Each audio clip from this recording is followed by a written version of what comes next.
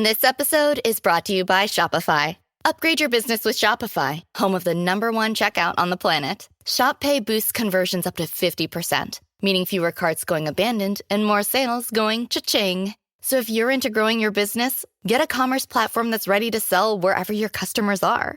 Visit shopify.com to upgrade your selling today. Capítulo 2. Dos Pascuas. El primer encuentro registrado de Jesús con los principales rabinos fue el más manso y más benigno de todos sus encuentros personales registrados con ellos. Sucedió cuando él era aún un muchacho de 12 años, que visitaba Jerusalén con sus padres para la fiesta de la Pascua. De todos los escritores de los Evangelios, solamente Lucas tiene algo que decir en cuanto a la niñez o adolescencia de Jesús. Y este es el único episodio registrado en Lucas del nacimiento de Jesús hasta su bautismo. Iban sus padres todos los años a Jerusalén en la fiesta de la Pascua, y cuando tuvo 12 años, subieron a Jerusalén conforme a la costumbre de la fiesta. Lucas 2:41-42. El nombre Pascua se refería a aquella noche al final de la esclavitud de Israel en Egipto, cuando el ángel de la muerte pasó por toda la tierra de Egipto y mató al primogénito en todas las casas egipcias, pero pasó de largo de las moradas israelitas. Porque ellos habían marcado los dinteles de sus puertas con la sangre de un cordero sacrificial. Éxodo 12:23-27. La Pascua se conmemoraba anualmente con el sacrificio de un cordero y una importante fiesta. Era el mayor evento de un solo día en el calendario judío, y siempre se celebraba el día 14 del mes Nisán, que era el primer mes del año religioso hebreo, y caía en la cúspide de la estación primaveral. Debido a que estaba basada en un calendario lunar en lugar de en un año de 365 días, la fecha varía según los calendarios modernos, pero va desde mitad de marzo hasta principios de abril. El día después de la Pascua comenzaba cada año con una celebración de una semana conocida como la fiesta de los panes sin levadura, Levítico 23:6-8. Combinadas, entonces, esas dos fiestas ocupaban 8 días completos. Durante esa semana, toda Jerusalén estaba abarrotada de peregrinos que llegaban a ofrecer sacrificios, a participar de las fiestas y de otras actividades. Pascua en Jerusalén, escena primera. A la edad de 12 años en esa cultura, Jesús estaba a las puertas de ser un hombre. Al año siguiente él sería Bar Mitzvah, un hijo del mandamiento. Sería considerado formalmente como adulto, personalmente responsable ante la ley, y con derecho a tomar parte públicamente en la adoración judía. Hasta entonces, sin embargo, él seguía siendo un niño, y no solo a los ojos de su cultura. Era un verdadero niño en todos los sentidos, que estaba pasando por todos los procesos normales del desarrollo biológico, mental y social. En otras palabras, Jesús cuando era niño no era algún tipo de prodigio paranormal. El registro de los evangelios deja esto totalmente claro. De hecho, esta breve ventana a su niñez es uno de los retratos más vívidos que la Biblia hace de Cristo en su plena humanidad.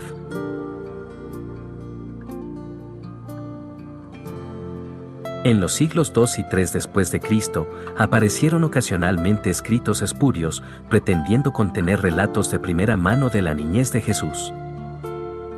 A veces conocidos como los Evangelios de la infancia, eran invenciones gnósticas llenas de historias fantásticas y con frecuencia ridículas. Normalmente retrataban al Jesús niño como cierto tipo de wunderkind trascendental. Pintan un cuadro grotesco de un muchacho poderoso pero petulante que realizaba todo tipo de maravillas infantiles inverosímiles, como moldear pájaros de arcilla y hacerlos volar, extender tablas de madera en la carpintería de su padre para que encajasen, y sanar a sus compañeros de juegos. O hacer que cayeran muertos, dependiendo de cuál era su ánimo. Un relato le muestra haciendo que los vecinos se quedaran ciegos. El Cristo niño de los evangelios gnósticos también era conocido por reprender a cualquier maestro que tuviera la audacia de intentar enseñarle. El único relato bíblico auténtico de la niñez de Jesús destaca en marcado contraste con ese tipo de cuentos. Lo que vemos en Lucas 2 es a un muchacho muy normal con padres reales. José y María iban anualmente a Jerusalén para celebrar la Pascua, versículo 41. Pero es probable que Lucas 2 esté describiendo la primera Pascua de Jesús en Jerusalén. Era costumbre que los muchachos en su último año de la niñez experimentaran su primera fiesta en el templo. La preparación para el bar mitzvah incluía instrucción en la ley, incluyendo familiaridad con las costumbres, rituales, fiestas y sacrificios judíos.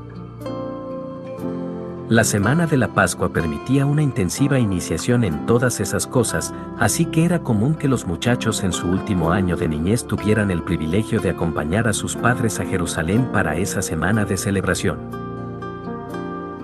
Mateo 21:15 dice que en la final entrada triunfal de Cristo en Jerusalén había muchachos aclamando en el templo y diciendo, Hosana. Mateo usa un nombre masculino para niños. Normalmente, no se encontraba a muchachos aún en la niñez en grandes números en el templo. Pero la entrada de Jesús en Jerusalén se produjo menos de una semana antes de la Pascua, y muchachos de 12 años estarían allí de todo Israel, anticipando su primera e importante experiencia de adoración en el templo. Parece que cuando Jesús mismo era un muchacho en los umbrales de la edad adulta, su familia permitió esa misma costumbre. Lucas no dice nada acerca de la celebración de la Pascua o la fiesta de los panes sin levadura, sino que recoge la historia cuando era momento de que la familia regresara a Galilea. Al regresar ellos, acabada la fiesta, se quedó el niño Jesús en Jerusalén, sin que lo supiesen José y su madre.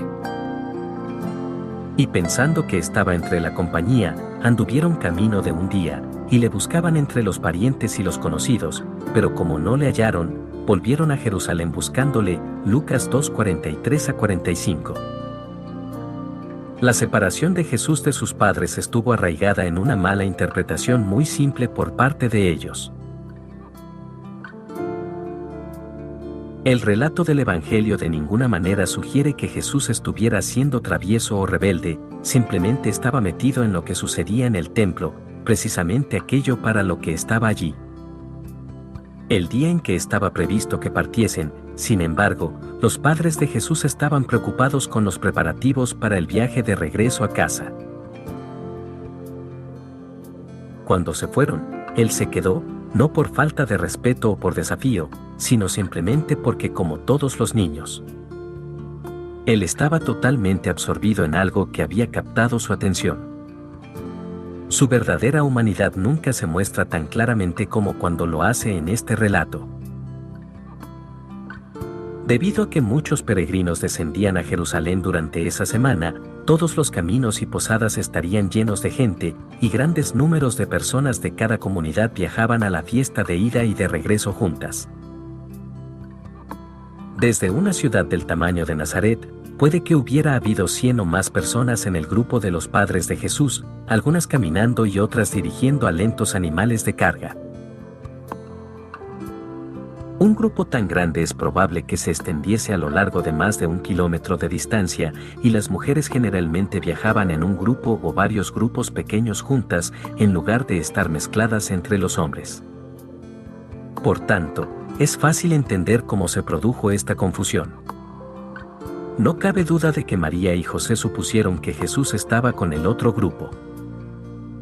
Él ciertamente no habría sido un niño dado a las travesuras, así que ni su padre ni su madre pensaron en investigar dónde estaba hasta el final del primer día de viaje, cuando de repente descubrieron que él no estaba con el grupo. Cualquier padre o madre puede imaginar fácilmente los sentimientos de horror que se habrían apoderado de ellos cuando se dieron cuenta de que habían dejado atrás a Jesús. Era, desde luego, un día entero de camino de regreso a Jerusalén. Ellos, sin duda, regresaron lo antes posible, y es probable que partieran aquella misma noche. Si fue así, habrían llegado alrededor del amanecer o poco después, agotados e inquietos. Comenzaron a buscar por todo Jerusalén a Jesús, sin duda esperando que él también les estuviera buscando a ellos. Habrían comenzado por lugares que sabían que a él le resultaban familiares, y cuando eso no dio resultado alguno, habrían registrado toda callejuela y esquina de la ciudad, desesperándose cada vez más a medida que pasaban las horas. 3 días, dice Lucas, probablemente contando desde el tiempo de su partida original al final de la fiesta. Lo mínimo, entonces, es que ellos estuvieran buscando en toda Jerusalén durante 1 día y medio, comprobando y volviendo a comprobar todos los lugares donde habían estado con él. Still getting around to that fix on your car? You got this. On eBay, you'll find millions of parts, guaranteed to fit. Doesn't matter if it's a major engine repair or your first time swapping your windshield wipers. eBay has that part you need, ready to click perfectly into place. For changes big and small. Loud or quiet. Find all the parts you need at prices you'll love. Guaranteed to fit every time. But you already know that. eBay. Things, people, love. Eligible items only. Exclusions apply. Excepto, quizá, el lugar más obvio. Y aconteció que 3 días después le hallaron en el templo, sentado en medio de los doctores de la ley, oyéndoles y preguntándoles. Y todos los que le oían, se maravillaban de su inteligencia y de sus respuestas. Versículos 46-47. Este es un retrato único de Jesús, sentado entre los principales rabinos de Israel, hablando educadamente con ellos, haciendo preguntas y sorprendiéndolos con su comprensión y discernimiento. Aunque seguía siendo un niño en todos los aspectos, él ya era el alumno más increíble al que ellos habían tenido nunca el privilegio de enseñar. Era evidente que él había mantenido a aquellos maestros plenamente participativos por 3 días, y cuando José y María finalmente llegaron a la escena, la atención de Jesús seguía estando tan enfocada en la lección que ni siquiera había pensado en ir a buscarlos. Debido a que seguía siendo un niño, el niño perfecto, es razonable suponer que Jesús mantenía el papel de un alumno respetuoso. No hemos de pensar que él estaba reprendiendo, desafiando o hasta enseñando a aquellos rabinos. De hecho, Lucas parece incluir esta breve viñeta acerca de la niñez de Jesús precisamente para subrayar la plena humanidad de Cristo, como él crecía en sabiduría y en estatura y en gracia para con Dios y los hombres. Versículo 52. Una vez más, Lucas está diciendo que cada aspecto del desarrollo de Jesús hasta la plena edad adulta, intelectual, física, espiritual y socialmente, fue ordinario y no extraordinario. Eso significa que él era Dios encarnado, con todos los plenos atributos de Dios en su ser infinito, de alguna forma misteriosa, su divina omnisciencia, mientras la tenía a su disposición siempre que encajaba en el propósito de su Padre, normalmente estaba velada. Su mente consciente estaba, por tanto, sujeta a las limitaciones normales de lo finito del ser humano. En otras palabras, como dice Lucas aquí, Jesús verdaderamente aprendía cosas. Aunque él lo sabía todo exhaustivamente y de forma omnisciente como Dios, no siempre tenía plena conciencia de todo en su parte humana consciente, como vemos en Marcos 13:32. Las preguntas que él hacía a esos rabinos eran parte del proceso de aprendizaje y no alguna forma equívoca de dejar en ridículo a los rabinos. Él verdaderamente aprendía de ellos y procesaba lo que ellos le enseñaban.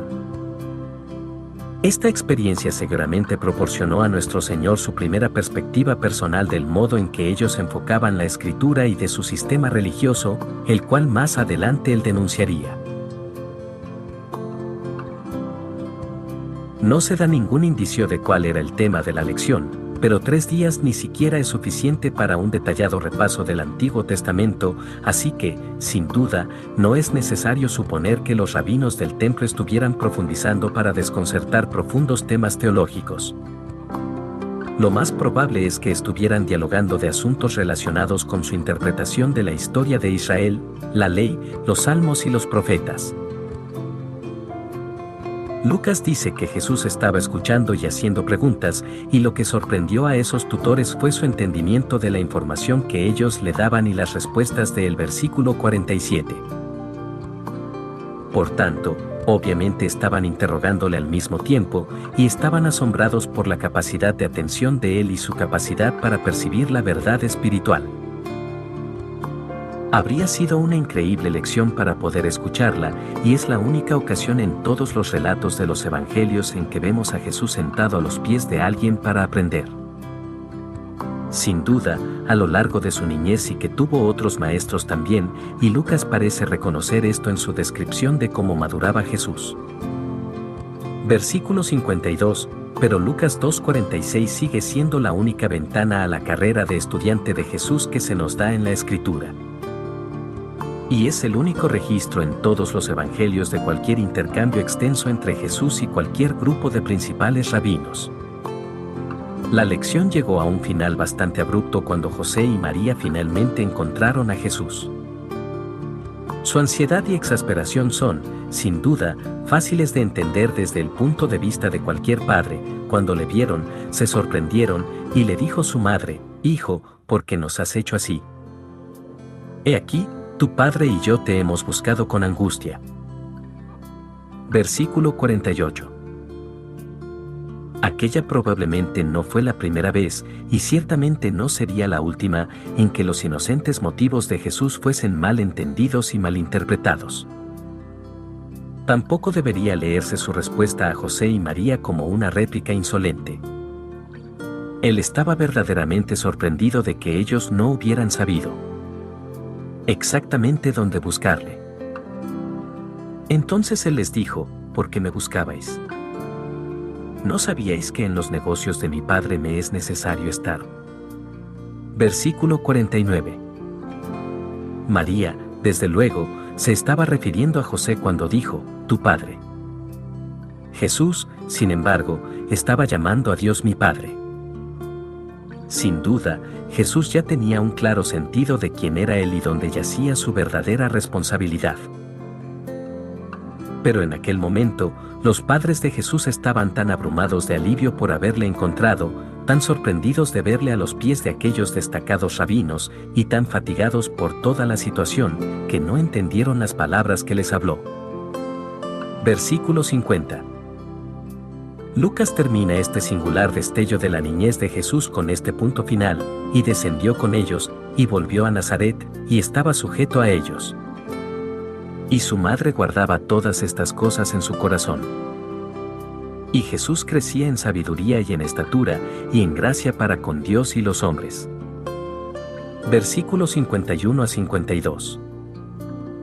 Este es el final de Lucas 2, y un resumen perfecto de la niñez de Jesús.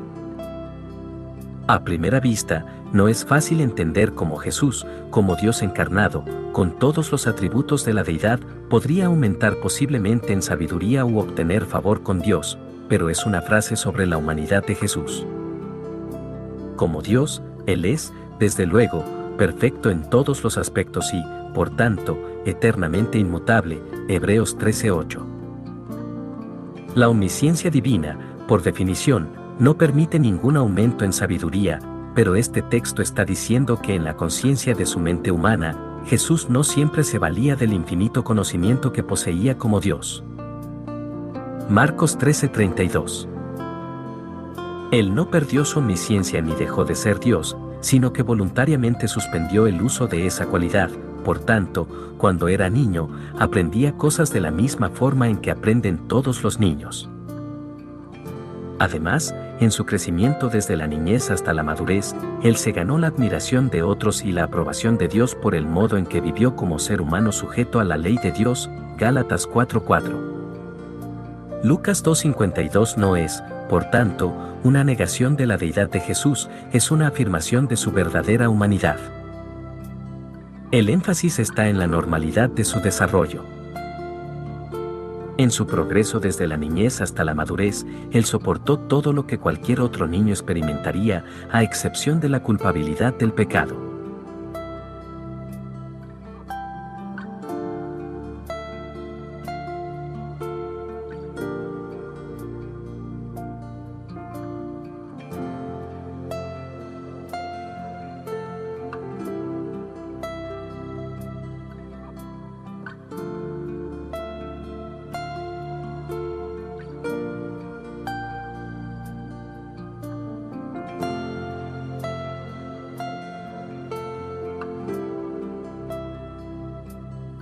Pascua en Jerusalén, escena segunda.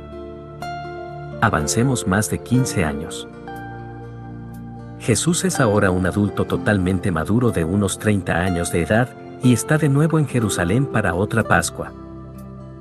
Esta vez es Juan el único evangelista que registra el acontecimiento. Estaba cerca la Pascua de los judíos, y subió Jesús a Jerusalén.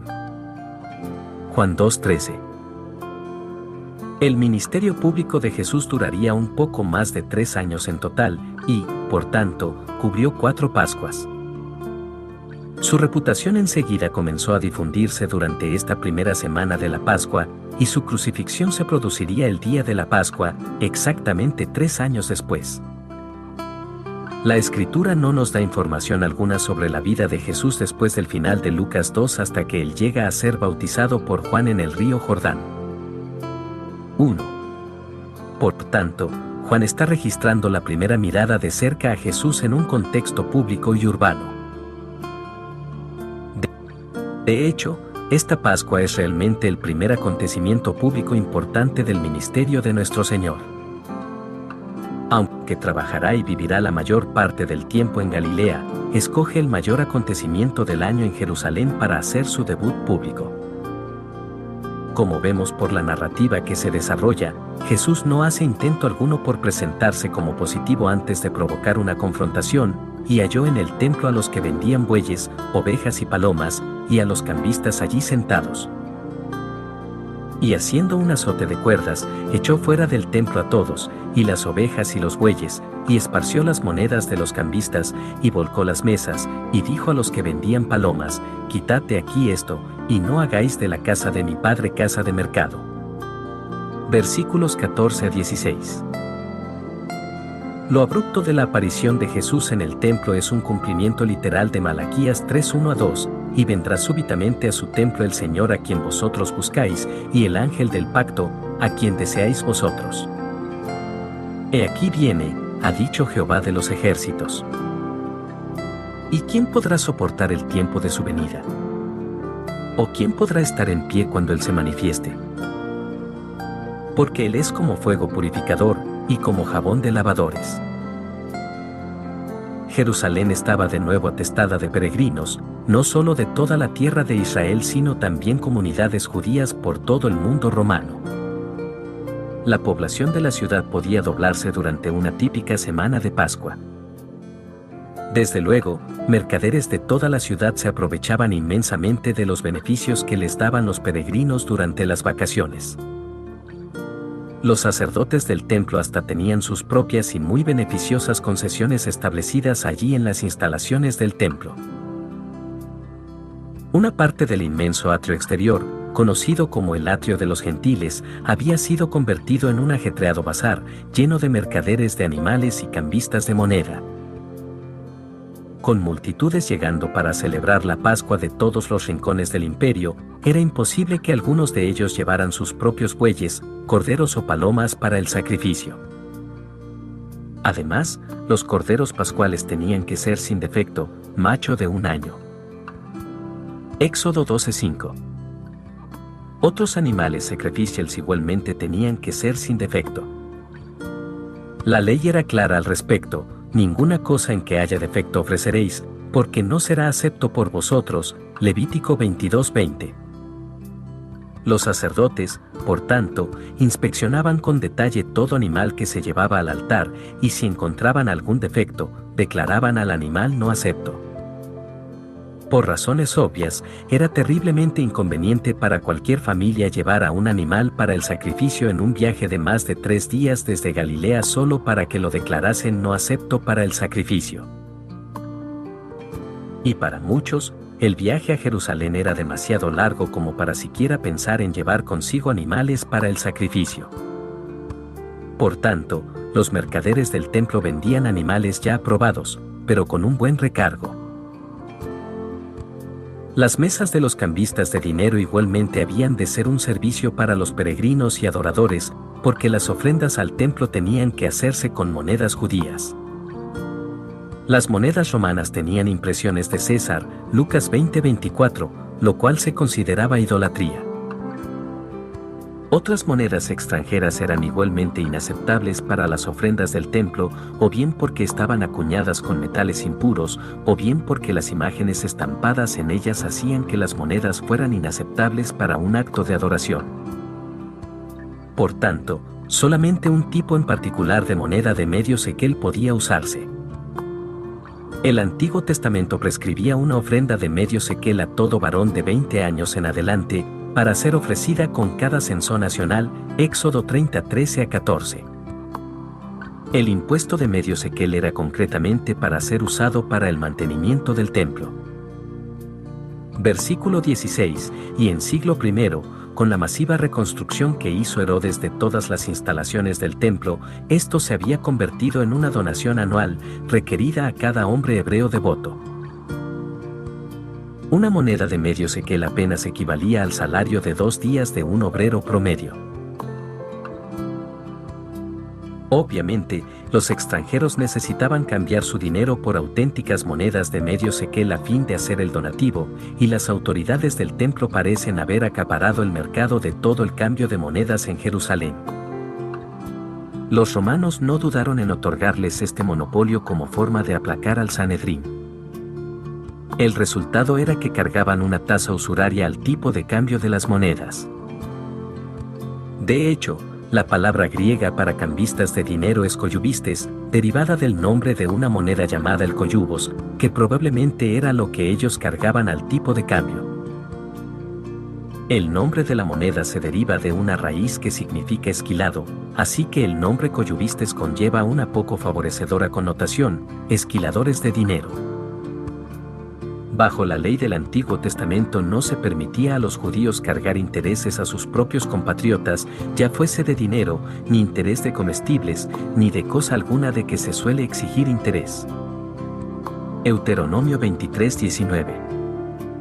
Por tanto, un elevado tipo de cambio en las monedas de medio sequel era bastante malo bajo cualquier circunstancia.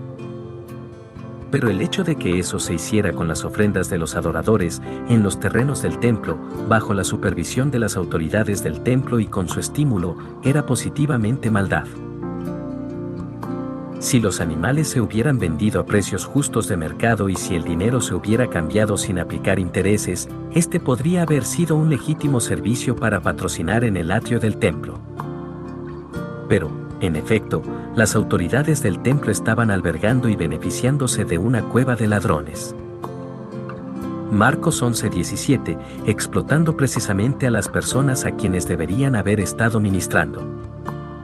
Tampoco es difícil imaginar lo que toda esta actividad hacía a toda la atmósfera de los terrenos del templo.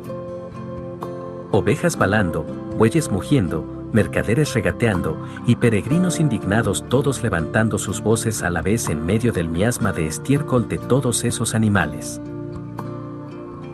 Era un hervidero de ruido, disonancia, suciedad y jaleo, sin duda, no era en ninguna manera un ambiente para la adoración. Era un caos carnal, la primera ocasión para saludar a cada peregrino que llegaba al monte del templo. La respuesta de Jesús realmente refleja un increíble grado de paciencia y deliberación, pero no el tipo de paciencia que invita amigablemente al diálogo antes de dar una reprensión, y no la clase de deliberación que piensa en una forma de ser positivo antes de hacer algo negativo. Él anudó esmerada y cuidadosamente algunas cuerdas para hacer un látigo o un azote, como uno de 9 cuerdas. Por allí habría en abundancia pequeñas cuerdas, sogas baratas usadas para atar a los animales. Hay algo maravillosamente irónico, pero adecuado, al comprender que el símbolo del desagrado del Señor fuese formado por el de instrumentos de atadura que los infractores mismos habían llevado al lugar. Él, por tanto, usó las herramientas del injusto mercadeo de los pecadores para repartir justicia contra ellos. La respuesta de Jesús es increíblemente valiente, en especial cuando consideramos que en ese momento él era bastante desconocido, actuando públicamente contra la confederación más poderosa del judaísmo, entrometiéndose en el terreno de ellos, o por lo menos eso creían ellos. Y situándose en contra de un gran número de personas que no tenían escrúpulos para lucrarse y que probablemente no dudarían en usar la violencia contra él. parece improbable que les hiciera algún daño físico a ellos. Un látigo de pequeñas cuerdas era una herramienta común e inofensiva que se utilizaba para guiar a animales grandes. Un látigo así hecho a mano probablemente no podría infligir ningún dolor a bueyes u ovejas, realmente era un medio muy suave de guiarlos comparado con una típica vara para bueyes. No hay sugerencia alguna de que él azotase a los mercaderes o a los cambistas. El versículo 15 dice, echó fuera del templo a todos, y las ovejas y los bueyes. Lo más probable es que él usase el látigo para guiar a los animales, y que usase a los animales como motivo para que los mercaderes fuesen detrás de ellos. Así, él puso en orden la zona. Aún así, la firmeza y el poder de Jesús fueron impresionantes, y debieron de haber sido increíblemente intimidatorios. Su ira es evidente, su celo es grandioso e imponente, y la fuerza de la autoridad divina en sus palabras es inconfundible. Él logró exactamente lo que se propuso hacer, y si cualquier animal o sinvergüenza ofrecieron resistencia, la Escritura no lo menciona. Jesús estaba actuando claramente como profeta y reformador en el clásico estilo de los hombres de Dios del Antiguo Testamento en Israel. Aún más que eso, al hablar de Dios como mi Padre, en lugar de usar la expresión común nuestro Padre, él se declaró de modo implícito a sí mismo más que un profeta o un reformador, el Hijo de Dios mismo. Sin tono de disculpa, él invocó el nombre y la autoridad de su Padre y pronunció breves órdenes con una enfática finalidad que disuadió cualquier reacción. Él no estaba haciendo sugerencias o peticiones, y mucho menos pidiendo un diálogo amigable. Él hasta volcó las mesas de los cambistas y tiró al piso sus monedas. Debió de haber habido un gran tumulto allí, pero en medio de ello Jesús aparece sereno, feroz en su enojo, quizá, pero decidido, enfocado, estoico, y totalmente tranquilo. Él es el vivo retrato del dominio propio. Esto es verdaderamente indignación justa, y no un violento arrebato que se ha escapado de las manos. Los mercaderes y cambistas, como contraste, instantáneamente fueron enviados fuera. Él echó fuera del templo a todos. Versículo 15, énfasis añadido.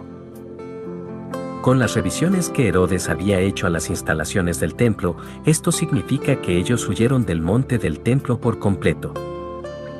Y que alboroto se fue con ellos. Los mercaderes de animales seguían frenéticamente a sus ovejas y bueyes, cuyos instintos de agruparse habrían hecho que toda la evacuación se pareciese mucho a una estampida, probablemente por las escalinatas del sur, hacia olas de peregrinos que subían por esas escalinatas, haciendo que se apresuraran a apartarse del camino. Los cambistas instintivamente se habrían peleado por recoger cualquier moneda que saliera por los aires cuando se volcaron las mesas. Pero al huir de la escena, tanto animales como personas, los cambistas debieron de haber comprendido lo expuestos que habían quedado. Con sus mesas volcadas, no había nada que los escudara de la ira de Jesús o de la vergüenza en que incurrieron ante la vista de los peregrinos a los que estafaban. Así que ellos también emprendieron la huida. Los mercaderes de aves sumisamente agarraron las jaulas de palomas y huyeron en obediencia a esas poderosas palabras: quitad de aquí esto, y no hagáis de la casa de mi Padre casa de mercado.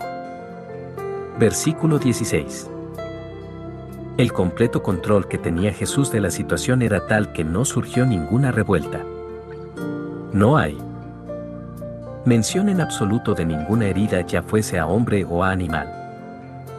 La acción más violenta que se describe aquí es volcar las mesas.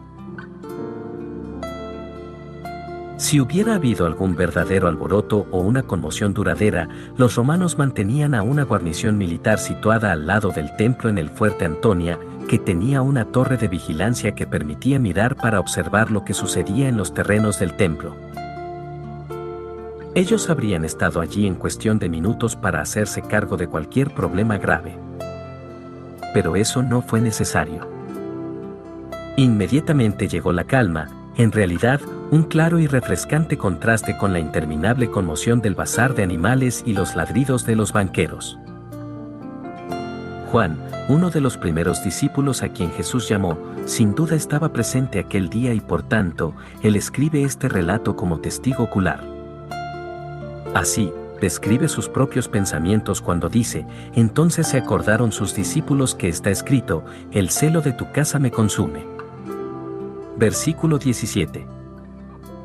Esta es una referencia a Salmo 69:9, porque me consumió el celo de tu casa, y los denuestos de los que te vituperaban cayeron sobre mí.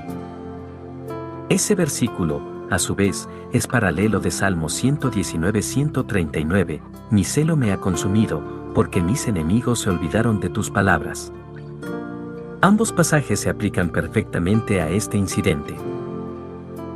Ambos textos describen una furia celosa que no es el resentimiento egoísta de alguien que ha sufrido un insulto personal. En cambio, es un profundo ultraje que viene de comprender que Dios está siendo deshonrado. Una vez más vemos claramente que Jesús fue movido por una indignación justa, que surgía de los motivos más puros de un corazón casto y virtuoso. Esto nada tenía que ver con la forma de furia fuera de control que con frecuencia asociamos a la ira humana.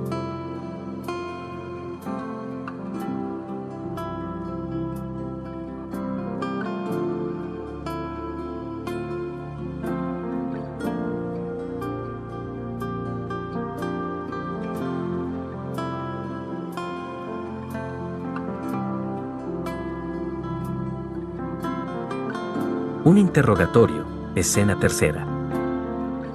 El asalto de Jesús a los cambistas fue un primer golpe de valiente incursión en el corazón mismo de la base de poder del Sanedrín.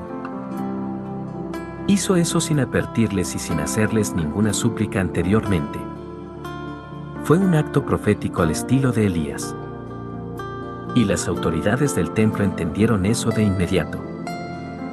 Ellos habían estado luchando por varios años con el problema político de qué hacer con respecto a Juan el Bautista, quien vino en el espíritu y poder de Elías.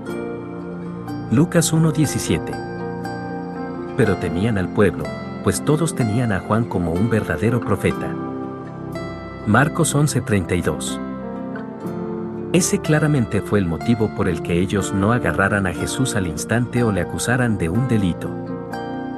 En cambio, demandaron prueba de sus credenciales proféticas. Juan escribe, y los judíos, los gobernantes judíos y sus representantes, dos achicar la referencia respondieron y le dijeron, ¿qué señal nos muestras, ya que haces esto? Juan 2:18. Quienes llegaron para interrogar a Jesús eran, sin duda alguna, oficiales de la guardia del templo. Era una pequeña pero poderosa fuerza de seguridad que operaba bajo la autoridad del Sanedrín. Hechos 5:24, Juan 7:32, 45-46, 18:3, 12, 18, 22, 19:6.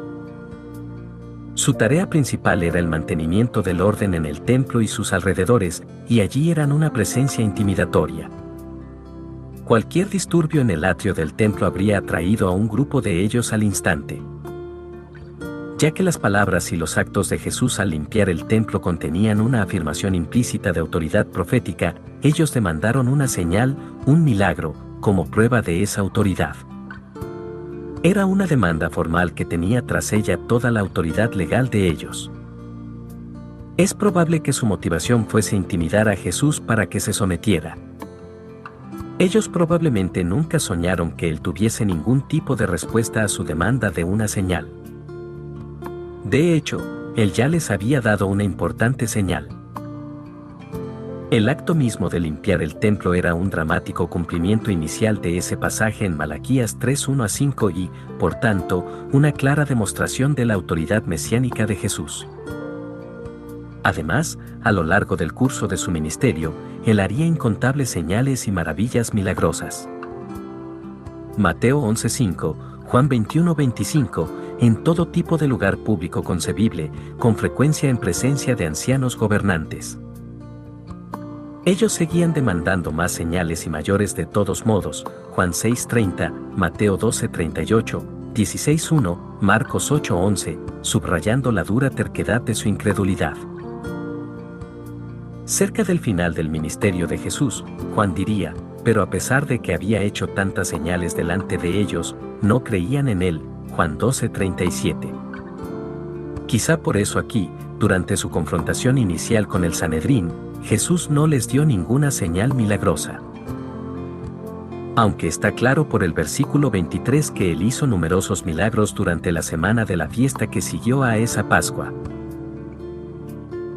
En cambio, en esta ocasión, él hizo su primera profecía sutil sobre la mayor señal de todas. Respondió Jesús y les dijo: destruid este templo, y en 3 días lo levantaré.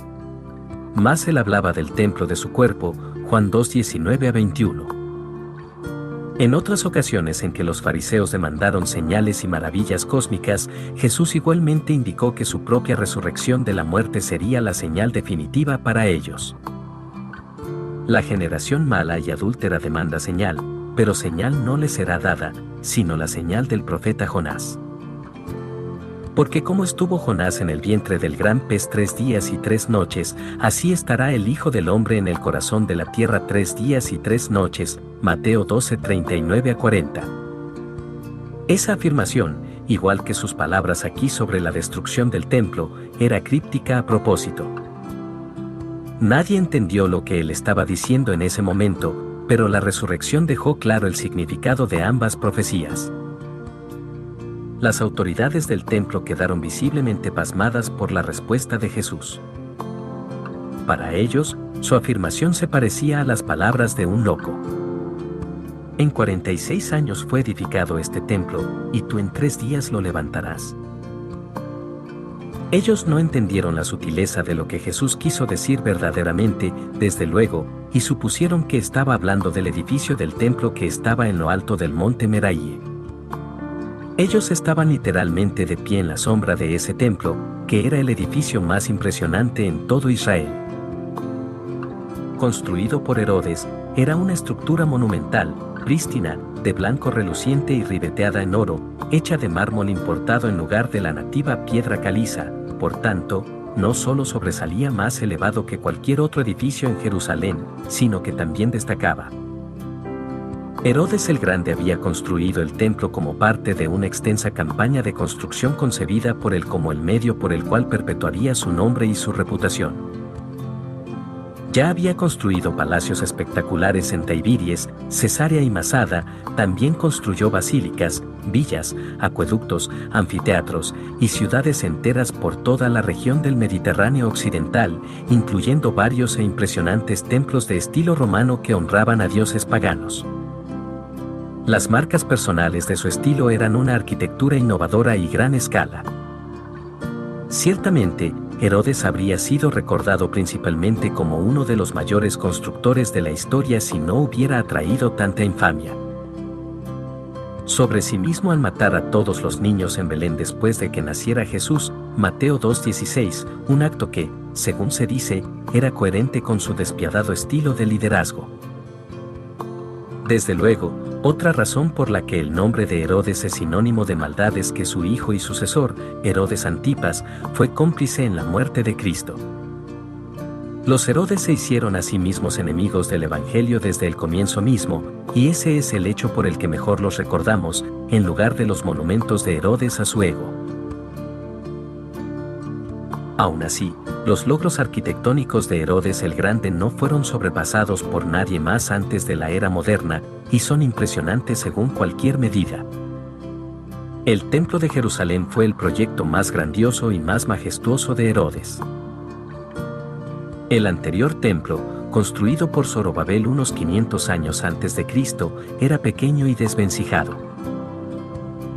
Comparado con los muchos templos romanos que salpicaban aquella parte del mundo, el templo de Zorobabel parecía vergonzosamente modesto. Por tanto, aunque los judíos odiaban a Herodes, aceptaron su propuesta de construir un nuevo templo, diseñado para ser más grande en tamaño y opulencia que ningún otro templo en el mundo antiguo. Herodes estuvo de acuerdo en extraer toda la piedra para el nuevo templo antes de la demolición de la estructura de Zorobabel, y se estableció un plan a fin de que los sacrificios pudieran continuar sin interrupción aún durante la construcción del nuevo edificio. Todo el trabajo práctico de construcción en el edificio del templo también lo realizaron los sacerdotes. El aspecto más ambicioso de todo el proyecto del templo fue el plan de Herodes de ampliar la zona utilizable en lo alto del monte del templo. Sus ingenieros cavaron trincheras alrededor del monte y después construyeron muros de retención rodeando una gran zona rectangular. Se allanó la cumbre y la gran pendiente sureste se elevó, con el resultado de que la tierra de relleno crease una meseta rectangular. El muro occidental en la Jerusalén actual es parte de la base para esa plataforma. Esas famosas, enormes y cuadradas piedras son parte del original muro de retención construido por los obreros de Herodes. Así, lo alto del monte del templo se hizo para acomodar un templo y un atrio del doble de tamaño del templo de Zorobabel. El edificio principal del templo era considerablemente más alto, y todo el complejo era imponentemente opulento. El lado oriental del edificio del templo estaba decorado con adornos de oro. Enormes placas de oro recubrían las puertas, y láminas de oro batido cubrían la mayoría de elementos de diseño importantes en el edificio. Esto reflejaba la luz del sol durante la mayor parte del día, y hacía del templo la estructura dominante en la ciudad, visible desde cualquier acceso importante a Jerusalén. Como dice Juan 2:20, el proyecto ya llevaba en marcha 46 años cuando Jesús tuvo su primera confrontación con los fariseos, y las obras en los terrenos del templo no terminarían por completo al menos durante otras 3 décadas. Naturalmente, entonces, las autoridades del templo fueron incrédulas cuando pensaron que Jesús estaba sugiriendo que él podría lograr en un fin de semana lo que había tomado numerosos obreros experimentados 46 años, y contando, lograr. Desde luego, él podría haber hecho eso fácilmente. Después de todo, él era aquel que dio existencia a todo el universo con su palabra en un principio, Juan 1:3-10. Pero como los discípulos entendieron años después, tras la resurrección, él en realidad hablaba de algo aún más profundo que un mero proyecto de construcción de ladrillo y argamasa. Él hablaba de su resurrección corporal. No obstante, eso ni siquiera les pareció a los guardas del templo una respuesta seria. De modo sorprendente, las autoridades del templo no detuvieron a Jesús. Claramente, el punto de Jesús acerca de la profanación del templo dio exactamente en el blanco. Las personas en el atrio del templo sabían, sin duda, que eran víctimas del engaño de los avariciosos mercaderes, y su simpatía ciertamente habría estado con Jesús. Cualquier conmoción que los actos de él causaron pareció haberse desvanecido con rapidez, y cuando llegaron las fuerzas de seguridad, estaban ellos solos contra Jesús con un telón de fondo de adoradores que ciertamente entendían el punto de Jesús.